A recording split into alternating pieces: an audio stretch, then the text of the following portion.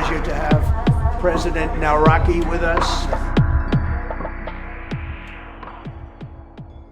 A potentially major geopolitical shift is unfolding in Eastern Europe as US President Donald Trump openly praised one of Russia's closest allies, Belarusian leader Aleksandr Lukashenko. After helping secure the release of Polish and Moldovan prisoners from Belarusian and Russian detention, Trump thanked Lukashenko for his cooperation and friendship. The message immediately raised eyebrows across Europe. Is Washington quietly reopening ties with Moscow's closest regional partner while NATO tensions with Russia remain high? We just secured the release of 3 Polish and 2 Moldovan prisoners from Belarusian and Russian detention. Thanks to my special presidential envoy, John Cole, we were able to push hard to make this release happen.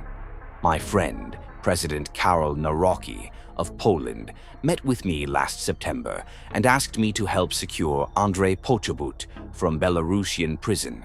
Today, Poczobut is free due to our efforts. The United States delivers for our allies and friends. Thank you to President Aleksandr Lukashenko for his cooperation and friendship. So nice. The deal carried huge symbolic weight. Among those released was Polish-Belarusian journalist Andrzej Poczobut, a prominent critic of the Belarusian government, whose imprisonment became a major issue for Poland and the European Union. Trump said Polish President Karol Nawrocki personally asked him last year to help secure Poczobut's release. But it was Trump's warm public praise for Lukashenko that drew the most attention. For years, Lukashenko has been viewed as one of Vladimir Putin's closest allies.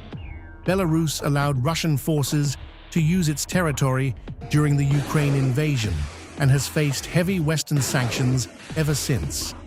But Washington and Minsk now appear to be quietly rebuilding communication channels.